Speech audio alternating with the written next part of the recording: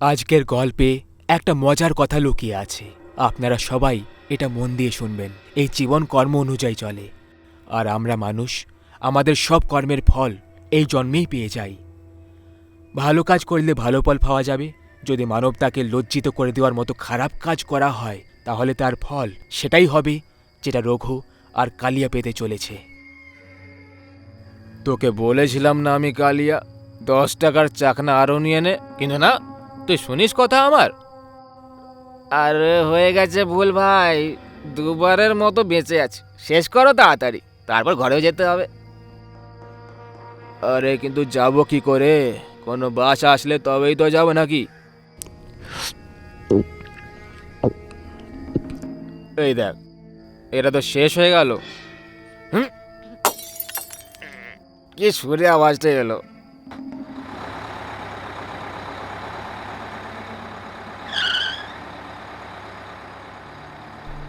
চলে এসো ভাই, চলে এসো, এটাই শেষ বাস।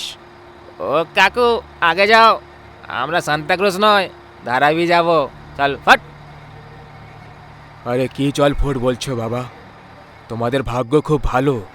আমি আজকেই ধারাবিতে ঘর নিয়েছি রহমান দাদার কাছে, আর আমার এই রামপিয়ারি বাসও আমার সঙ্গে ধারাবিতেই থাকবে। চলে এসো। আরে এত ভাবছো কি? তোমাদের ভালো সময় চলছে, এসো, চলে এসো। মনে হচ্ছে ভগবান আমাদের ভাগ্যটা একবারে সোনার অক্ষরে লিখেছে। ফুল সম্মান পাচ্ছি ভাই, মন থেকে। আয় কালিয়া, চলে আয়।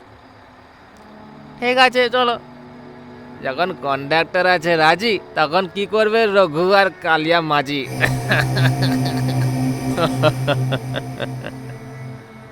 রাত 1টার সময় নিজের এলাকার বাস পাওয়াটা রঘু আর কালিয়াকে ভাগ্যের জোর মনে হচ্ছিল, কিন্তু ওরা জানতো না যে ওই বাস আর ওই কন্ডাক্টর ওদের জন্য ন্যায়ের দণ্ড নিয়ে এসেছে, যেটা যে কোনো সময় ওদের উপর বজ্রের মতো ফেটে পড়বে।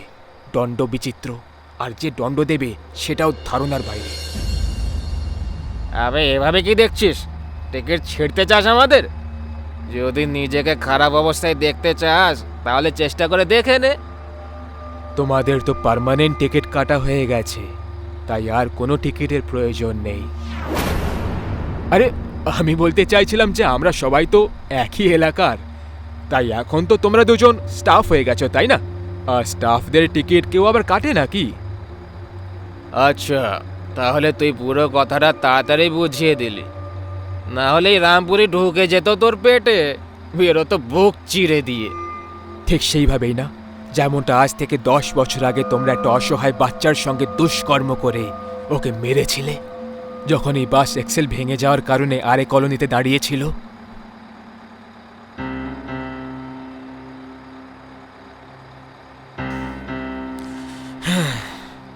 শরীরের খিদে তো মিটে গেছে ভাই, এখন এই এঁঠো বাসনের কি করি? একে জ্যান্ত ছেড়ে দিলে তাহলে পুলিশকে সব বলে দেবে, মেরে দিয়ে কে। এটাই ঠিক হবে, মেরে দে।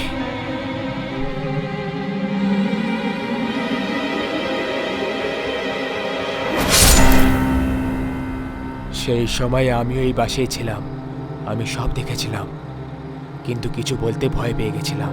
তার উপরে মেয়েটার খুন, আমি এই কথাটা কাউকে বলিনি, কিন্তু কিন্তু কি? এই কথাটা বুকে চেপে রাখার জন্য আমি অস্থির হয়ে পড়লাম। যেমন যেমন দিন পেরিয়ে যাচ্ছিল, আমার বাঁচাটা কঠিন হয়ে যাচ্ছিল, আর কিছু না করতে পারার গিল্টের কারণে আমি এই বাসেই আত্মহত্যা করে নিলাম। তাই সেদিন থেকে আমি এই বাস আর ওই মেয়েটা তোমার এই বাস স্টপেই অপেক্ষা করছিলাম, যেখান থেকে তুমি ওকে তুলেছিলে। ভগবানকে অনেক অনেক ধন্যবাদ জানাই, আজ সেই অপেক্ষা শেষ হলো।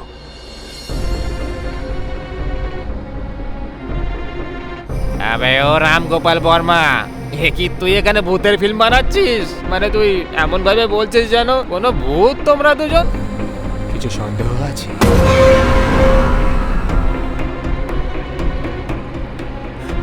দেখো দেখো ভূত কাকা। না না, ছেড়ে দাও, ছেড়ে দাও, মেরো না আমাদেরকে, ভুল হয়ে গেছে আমাদের, আমাদের মেরো না, এরকম আর কখনো ক্ষমা করে দাও।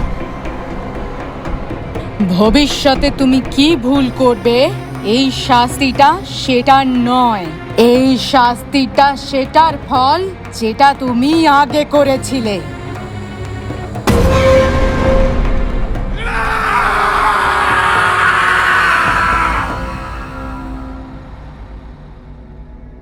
রঘু আর কালিয়া তো ওদের কর্মের শাস্তি পেয়ে গেল, কিন্তু এরকমই কিছু ভুল হওয়ার কারণে যদি আপনার মনও অস্থির হয়ে পড়ে, তাহলে আর এই কলোনি সান্তাক্রুজের বাসে আপনাদেরকেও স্বাগত জানাই।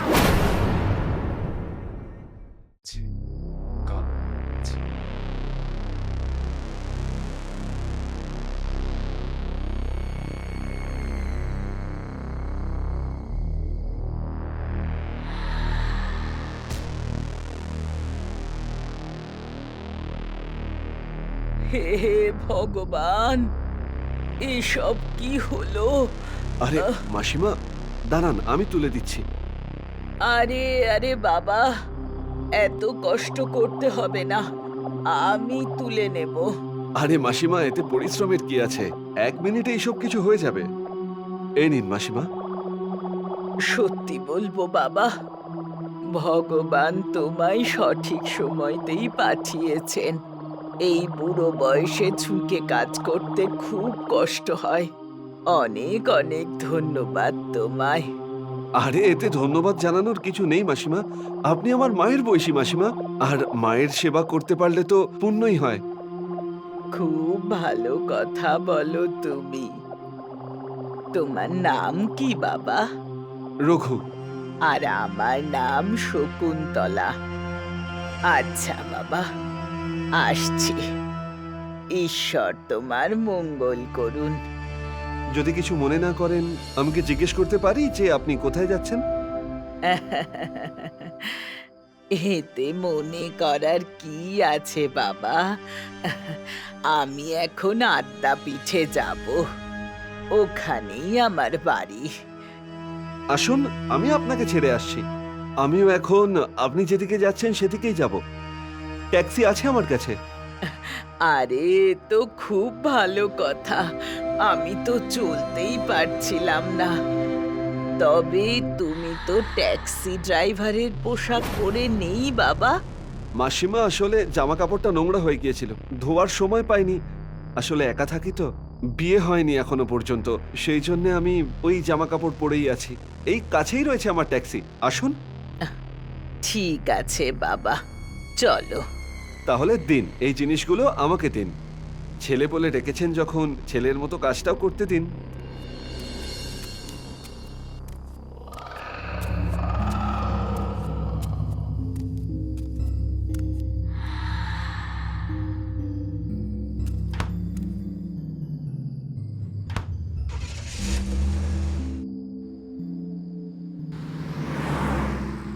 মাসিমা, আপনাকে ঠিক কোন জায়গাটায় নামাবো? আনন্দ কলোনিতে ঢুকেই সোজা গিয়ে ডান দিকে ঘুরো বাবা। ওই গলিতেই শেষের বাড়িটা আমার, 610। আচ্ছা মাসিমা।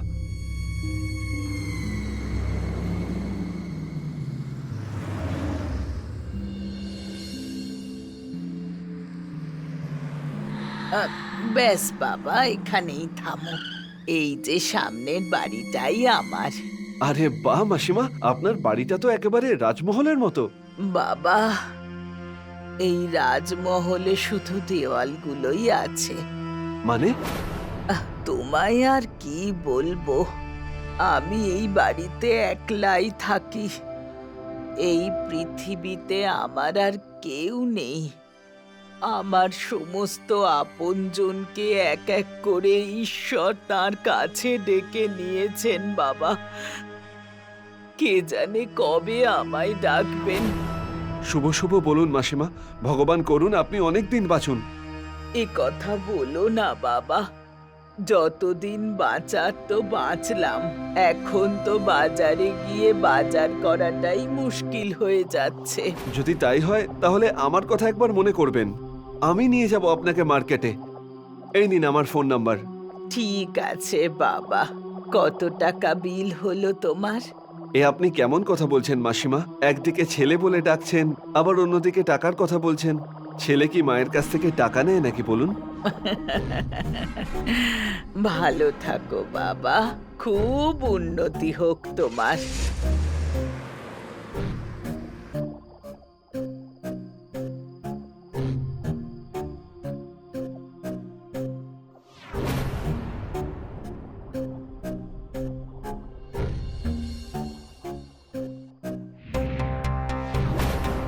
Hello hello Shivani, hello.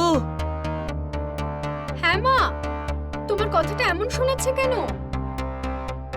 Shivani, Shivani, বাড়িতে চোর ঢুকেছে, আমার খুব ভয় করছে রে। দরজা খুলুন। শিবানী, কিছু কর মা, কিছু কর।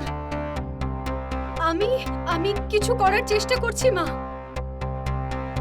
ওরা ভেতরে ঢুকে পড়েছে।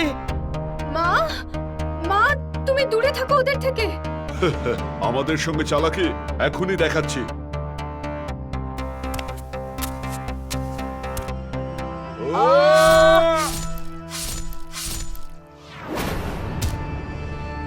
মা, বাবা, কি হলো মা? বাবা, মারা গেছে ওরা।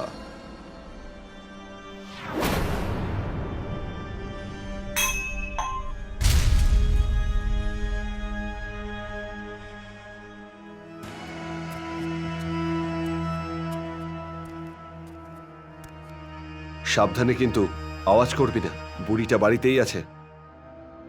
সরি বস, ভুল হয়ে গেছে। বস, বাড়িটা তো খুবই সুন্দর। সেই জন্যই তো এনেছি তোকে এখানে।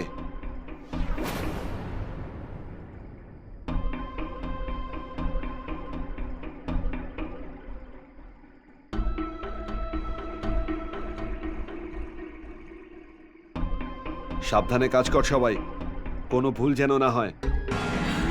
তোমরা কারা?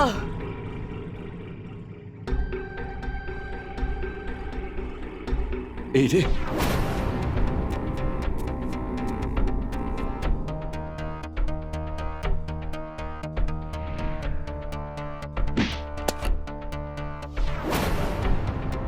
ধর ওকে, ওর হাতেও কিন্তু সোনার বালা রয়েছে, খোল ওটা। দেখো, ছাড়ো আমায়, তোমরা ভুল করছো। যেটা তোর কাছে ভুল রে বুড়ি, সেটা আমাদের কাছে ঠিক। দিল্লি, এনসিআর আর নয়ডাতে চুরি করতে করতে অনেক বছর হয়ে গেছে, কখনো ধরা পড়িনি আজ পর্যন্ত। হ্যাঁ, শুধু একটাই ভুল দ্বিতীয়বার হয়ে গেছে। প্রথম ভুলে আনন্দপুরে থাকা ওই বুড়োটা আর বুড়িটা মরেছিল, আজ তুইও এখানে মরবি। তাহলে ওটা তুই ছিলি রঘু ট্যাক্সি ড্রাইভার? তুই আমাকে চিনতে পারলি বুড়ি?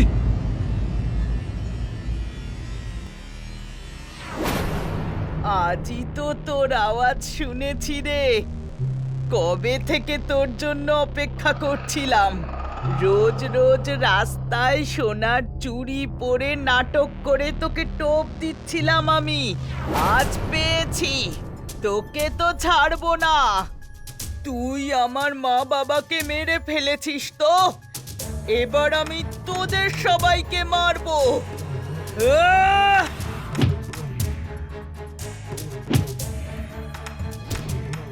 আহ!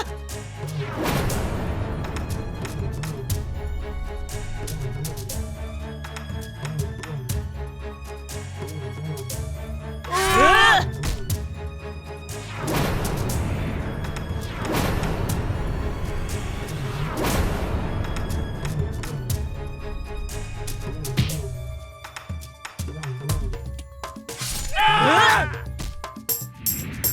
এই বুড়ি, তুই আমার বন্ধুদের মেরে ফেললি, ছাড়বো না আমি তোকে।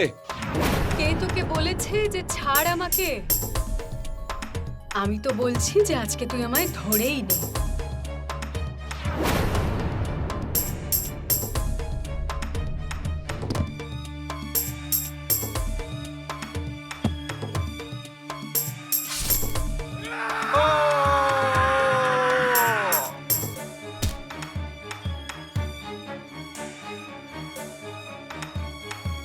ব্যাস ব্যাস, অনেক হয়েছে সাপে নেউলের এই নাটক। তুই আমাকে এখানে ভাত পেতে ডেকেছিলি না? ভাত পেতে তুই আমাকে ডাকিসনি, আসলে তোর মৃত্যু তোকে এখানে নিয়ে এসেছে। এবার আর তুই বাঁচবি না।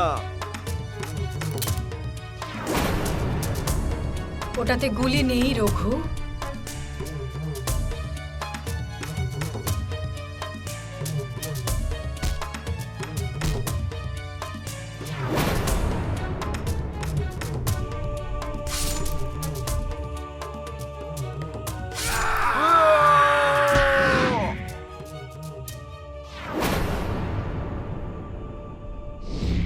হ্যাঁ ইন্সপেক্টর, আমি সিআইডি অফিসার সুহানি শকুন্তলা জয়সওয়াল কথা বলছি, আট্টাপির আনন্দ কলোনি 610 থেকে। আমার বাড়িতে 3 জন চোর ঢুকে এসেছিল। সেলফ ডিফেন্সে 3 জন মারা গেছে। Please come fast. আজকে হয়তো আমার মা বাবার আত্মা শান্তি পাবে। এই পৃথিবীর ভিড়ে যখন কোনো মানুষ কোনো বিপদে পড়ে যায় তখন সে সবার কাছে সাহায্য চায়, কিন্তু এই ভিড়ে কিছু লোক এমনও আছে যারা সাহায্যের নামে সামনেওয়ালাকে আরো বিপদে ফেলে দেয়, যা থেকে প্রাণ চলে যাওয়ার ভয় থাকে। কালো অন্ধকার রাতে শিয়ালদের চিৎকারের আওয়াজ আসে। একটা বড় গাছে অনেকগুলো কাক একসঙ্গে বসে কা কা করে ওখান থেকে উড়ে চলে যায়। সুমিত ড্রাইভিং সিটে বসেছিল, দিশা ওর পাশের সিটে বসেছিল। বেবি, তোমার ছেলে চাই না মেয়ে? ছেলে হোক বা মেয়ে, আমার জন্য দুটোই সমান সমান। তাছাড়া তোমার কি চাই? যেটা তোমার পছন্দ সেটাই আমার পছন্দ।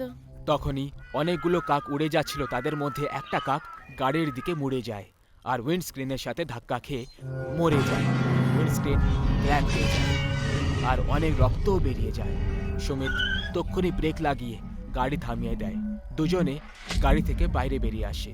দিশা ঘাবড়ে গেছিল আর এদিকে সুমিত মৃত কাকের দিকে তাকিয়েছিল। সুমিত এগিয়ে চলে গেল আর কাকটাকে তুলে দূরে ছুড়ে দেয়। সুমিত, এই রাস্তা দিয়ে যাওয়াটা আমার ঠিক লাগছে না। তার উপর তোমার এই ভাঙা গাড়ি। আমরা অন্য কোনো রাস্তা দিয়ে যাই না? বেবি, এটা ভাঙা গাড়ি নয়, এটা খানদানি গাড়ি।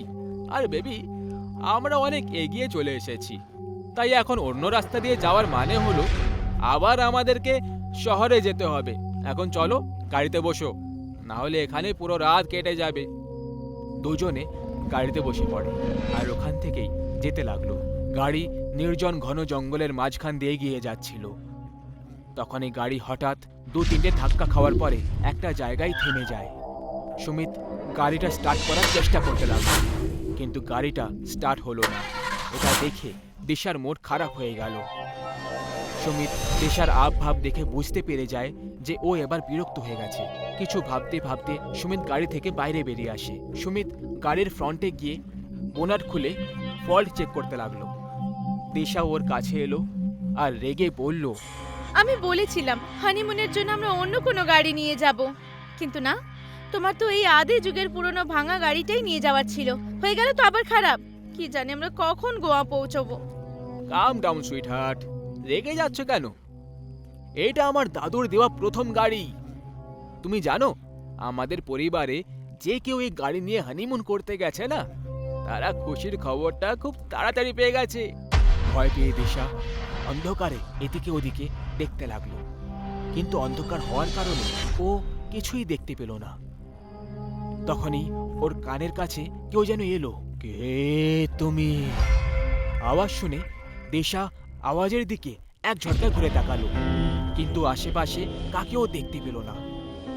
তারপর ওর মনে হলো ওর সাথে এই ইয়ার্কি সুমিতই করেছে, কিন্তু সুমিতকে নিজের সামনে দাঁড়িয়ে থাকতে দেখে দিশা ভয়ে কেঁপে ওঠে। তাহলে ওই আওয়াজটা কার ছিল? এই প্রশ্নটা দিশার মাথায় ঘুরতে শুরু করলো। সুমিত, আমার এই জায়গাটা মোটেই ঠিক মনে হচ্ছে না। আমাদের এখান থেকে তাড়াতাড়ি বেরিয়ে যাওয়া উচিত। ডোন্ট ওয়ারি বেবি, গাড়ি স্টার্ট হয়ে গেলেই আমরা রওনা দেব।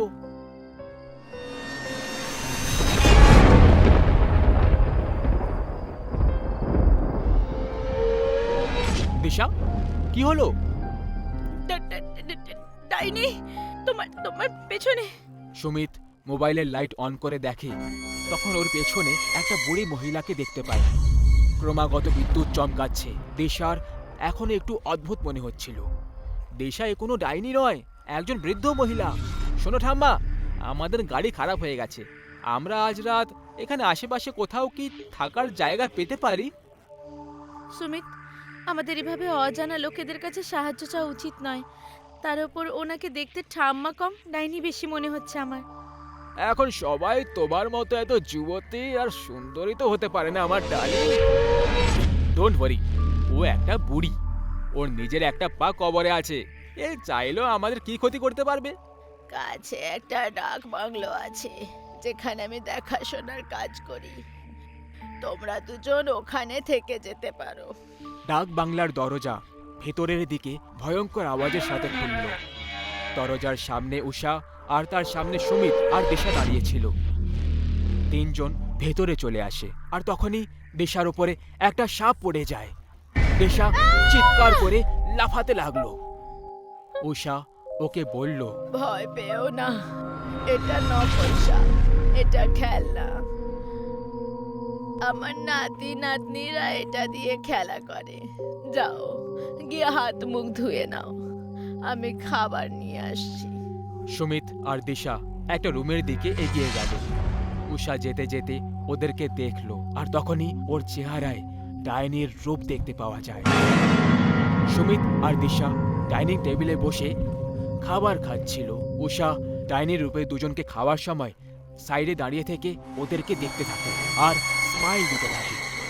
দিশা গ্লাসে করে জল খাচ্ছিল আর গ্লাস যখনই টেবিলের উপরে রেখে দেয়, ও নিজের খাবারের থালায় অনেকগুলো পোকামাকড় দেখতে পায়। ও জোরে চিৎকার করে ওঠে আর থালাটা দূরে ছুঁড়ে দেয় আর বমি করার চেষ্টা করতে লাগলো। দিশা, কি হলো দিশা? কি হয়েছে? আরে ওকে, তুমি খাবার ছড়িয়ে দিলে কেন? আমার থালায় অনেকগুলো টিকটিকি, গিরগিটি আর অনেক পোকামাকড় ছিল।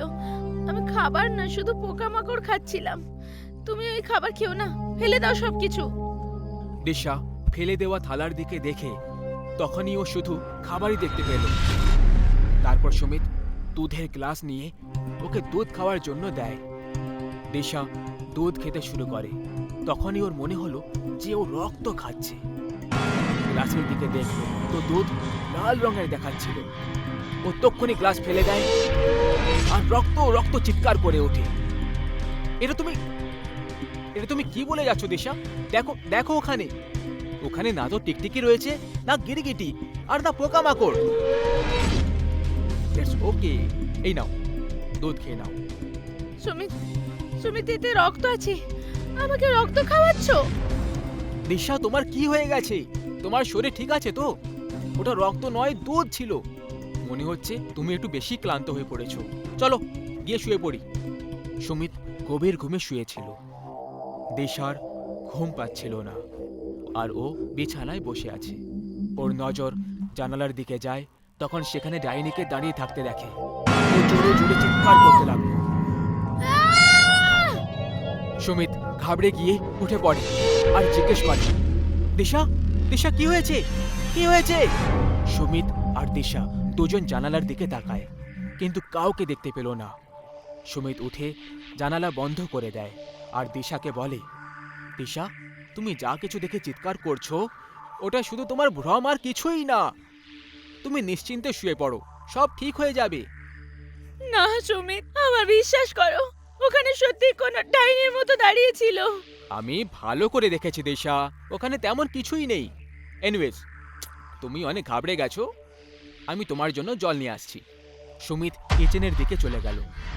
ওখানে ফ্রিজ রাখা রয়েছে। সুমিত জল বার করে আর ফ্রিজের দরজা বন্ধ করে মুড়ে যায়। আর তখন ওর মনে হলো ও যেন কিছু দেখেছে। ও ফ্রিজটা আবার খুলে দেখে আর একেবারে অবাক হয়ে যায়। ফ্রিজে একটা মাথা কেটে রাখা ছিল।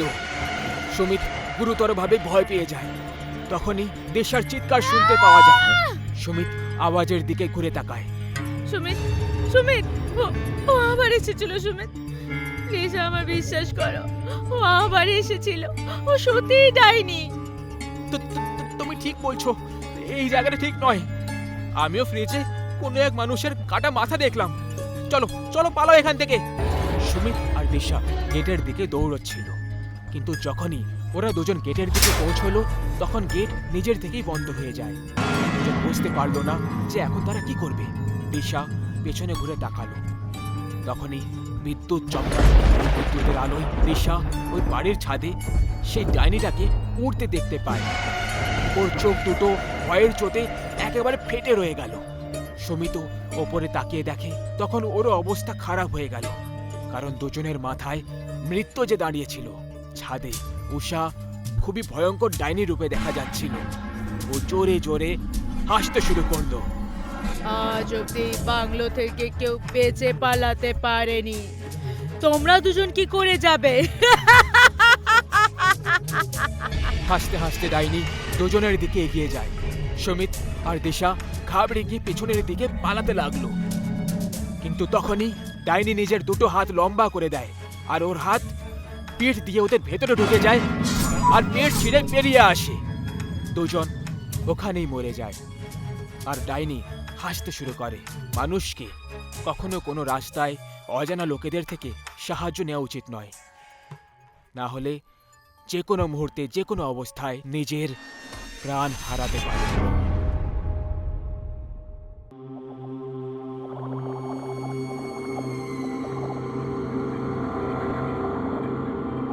দাদা, এটা হলো কালকের বিয়ের জিনিসপত্রের পুরো লিস্ট। তুমি সব ঠিকঠাক চেক করেছিলে তো? কোনো মিসিং নেই তো? আরে দাদা, তুমি কিছু বাদ গেছে কি জিজ্ঞেস করলে? এখানে তো 10টা থালা, 20টা চামচ, একটা তাকিয়া আর একটা চাদরে মরচে ধরে গেছে। যখন থেকে আমি এই পার্টি অর্গানাইজ করার কাজ শুরু করেছিলাম না সোনু, তখন থেকে আমি একটা জিনিসই দেখছি। জিজ্ঞেস করো কি? হ্যাঁ, বলুন কি? ছোটবেলায় আমি পাড়ার প্রতিবেশীদের বাড়িতে আলাদা আলাদা প্লেট গ্লাস দেখে সবসময় অবাক হয়ে দেখতাম যে এদের বাসনপত্র আলাদা আলাদা কেন। এটা শখ নাকি অভ্যাস? কিন্তু এখন গিয়ে জানতে পারলাম যে এটা কোনো শখও নয়, অভ্যাসও নয়। ওরা এই বাসনপত্রগুলো বিয়ে বাড়িতে গিয়েই জোগাড় করেছে।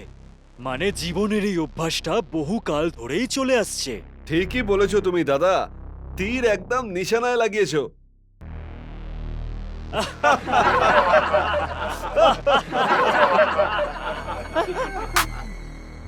Excuse me. হ্যাঁ বলুন। আমার নাম বীর। আমি হচ্ছি আইটি কোম্পানি সুপারজেটের ম্যানেজার। আমি আমার কোম্পানির জন্য আপনার হলে একটা পার্টি অ্যারেঞ্জ করতে চাই। নিশ্চয়ই করবেন। শুধু এইটুকু বলুন যে কতজন লোক সেখানে থাকবে আর পার্টিটা কোন দিন করছেন। পার্টি কালকে করব আমরা, আর অন্ততপক্ষে সেখানে 100 জন থাকবে। খাবার আর ডেকোরেশন এরকম হওয়া উচিত যে যেন আমাদের বস খুশি হয়ে যান। আরে আপনি চিন্তা করবেন না, আমাদের খাবার আর ডেকোরেশন দুটোই এ ক্লাস। আপনাদের 100 জন লোক খুশি হবেই হবে। আপনি শুধু এখন অ্যাডভান্সটা দিয়ে দিন। ডেকোরেশন আর খাবার মিলিয়ে 15 লাখ টাকা পড়বে। আপনাকে 20% অ্যাডভান্স দিতে হবে। ঠিক আছে, আপনি এই 5 লাখ টাকা রাখুন। যাক, সবকিছু সময়ের আগেই রেডি হয়ে গেছে।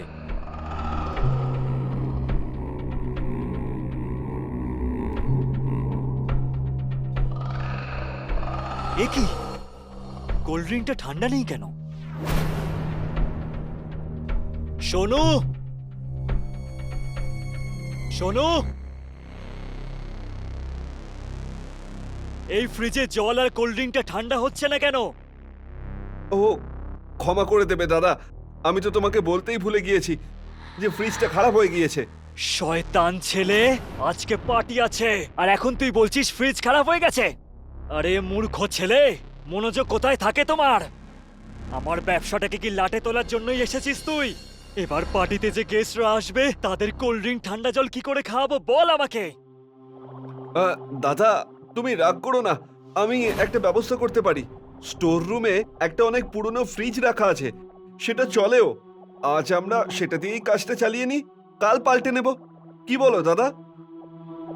এটা ছাড়া আমাদের কাছে কি আর কোনো অপশন খোলা আছে? যে জিজ্ঞাসা করছিস কি করব দাদা? চল স্টোর রুম, দেখা আমাকে ফ্রিজ।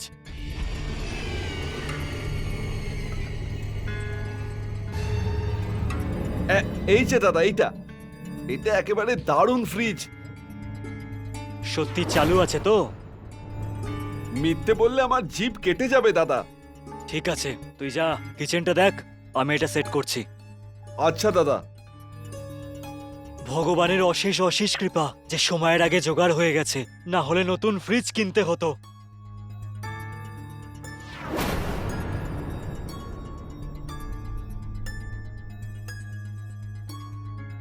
খোলো খোলো, আমাকে বাইরে বের করো, আমি মরে যাব। আমাকে বাইরে বের করো, আমাকে বাইরে বের করো, আমি মরে যাব। খোলো প্লিজ। এই আওয়াজটা তো ফ্রিজের ভেতর থেকেই আসছে, কিন্তু এর ভেতর তো আমি কোল্ড ড্রিঙ্কসই রেখেছি। এর ভেতর তো কেউ থাকতেই পারে না, তাহলে আওয়াজ?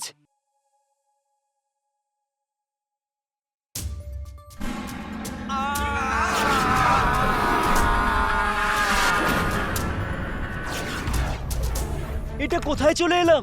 এটা কোন জায়গা?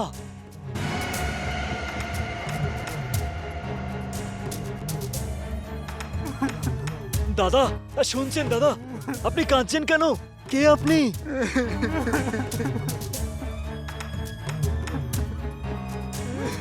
দাদা কিছু বলুন না। এভাবে এভাবে দেখবেন না দাদা, আমার ভয় লাগছে। আপনার নামটা কি? তাড়াতাড়ি দাদাকে বলে দিই যে টাকা ছাড়া জলের ট্যাঙ্কি কিছুতেই আসবে না। যদি ভুলে যাই তাহলে দাদা হেভি গাল দেবে। দাদা,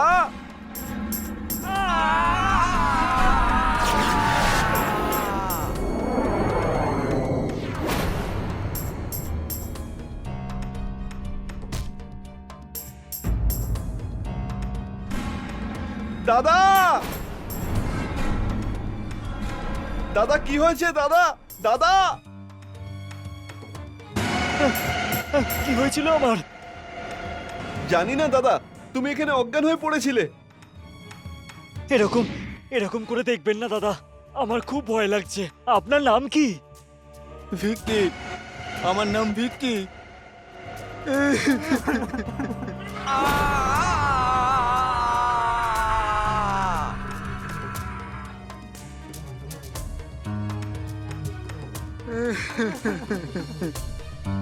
কি ভাবছো তুমি দাদা? কিছু না। খাবার রেডি হয়েছে? খাবার তো রেডি হয়েই গেছে দাদা, কিন্তু ওই জলের ট্যাঙ্কির লোকেরা আগেকার ধার শোধ করতে বলছে। ঠিক আছে, এই নে, যদি আর কারোর টাকা ধার থাকে তো সেটাও শোধ করে দিবি। হ্যাঁ দাদা, কিন্তু তুমি? আমি ঠিক আছি, তুই যা। সব কাজই মোটামুটি ভালোই হয়েছে, তোমরা কি বলো? ডেকোরেশনটা তো ভালোই মনে হচ্ছে। এবার যেন খাবারটাও এই ডেকোরেশনের মতোই সুন্দর হয়। চিন্তা করবেন না স্যার, এখানে সব খাবার এ ক্লাস হয়। একটা ভালো আইটেম এখনো আছে আমাদের কাছে। আসুন দেখাচ্ছি, জিভে জল চলে আসবে। চলো দেখাই যাক।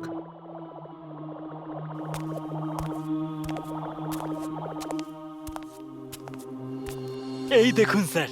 ওয়াও, এই ফ্রিজটা তো অ্যান্টিক পিস মনে হচ্ছে। মদন, এই ফ্রিজটার অ্যান্টিক দেখাটাই হচ্ছে এর বিশেষত্ব, নাকি আরো কিছু বিষয় আছে এর মধ্যে? এই ফ্রিজের পিছনে একটা রহস্য লুকিয়ে আছে, সেটা বেশ অদ্ভুত। কিরকম গল্প? ভিকিকে তো আপনারা সবাই চেনেন।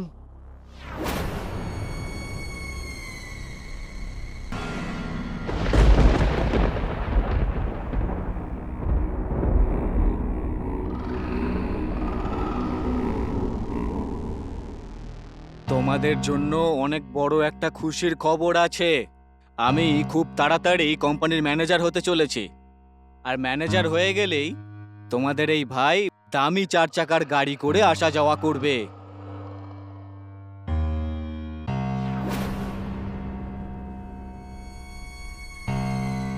এটা তো খুব খুশির খবর, তোমরা কি বলো বন্ধুরা? হ্যাঁ হ্যাঁ।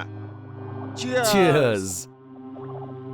ভিকি, তুই ম্যানেজার হওয়ার পরেই আমাদের ওপর রোয়াব দেখাবি না তো? রোয়াব তো না, তবে হ্যাঁ, তোমরা যদি সময়ের মধ্যে প্রজেক্ট কমপ্লিট না করো তাহলে একটু বকবো। তুই আমাদের শাসাচ্ছিস? নিজের উন্নতি নিয়ে অহংকার করবি তুই? এই নে। এই শোন, চাকরি তোকে আমরা দিয়েছি এই কোম্পানিতে, আর তুই আমাদের আগে চলে যাবি। এই নে, হাট! যখন তুই এই পৃথিবীতে থাকবি তখনই তো তুই ম্যানেজার হয়ে আমাদের টাইট দিবি, তাই না? এটা আমার তরফ থেকে তোর প্রমোশনের জন্য।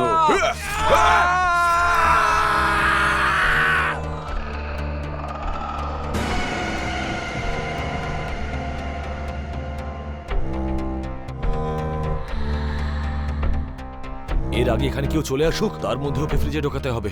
তারপরে ওর লাশটা নিয়ে গিয়ে জঙ্গলে ফেলে আসবো। হাত লাগাও, চলো।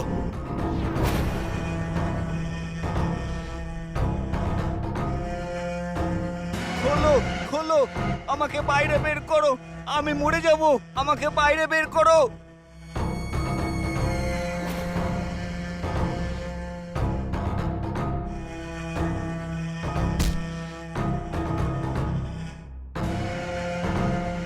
আমরা ধরা পড়ে যাব না তো? বীরের প্ল্যান কখনো ফেল করে না।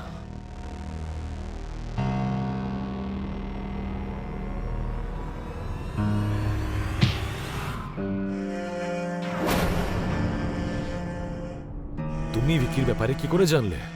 দুর্ভাগ্যবশত তোমরা ভিকিকে এই ফ্রিজেই আটকে রেখেছিলে। এটা এই হোটেলের পুরনো মালিক কিনেছিল আর স্টোর রুমে পড়েছিল। ভিকি এই ফ্রিজের মধ্যেই ছিল। ওই আমাকে বলল তোমাদের তিনজনকে নিতে এসছে। গল্পটা বেশ ভালোই তৈরি করেছো তুমি, কিন্তু এই গল্পটা তুমি কাউকে শোনাতে পারবে না।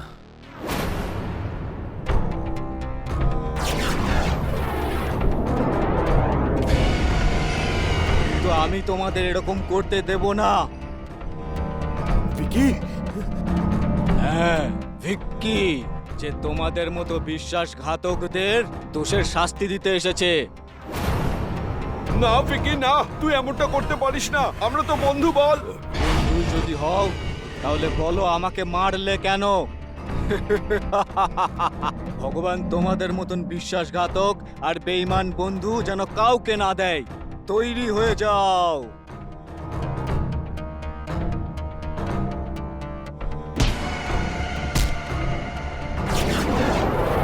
খোলো, আমাদের বাইরে বের করো, খোলো, দরজাটা খোলো, আমাদের বাইরে বের করো।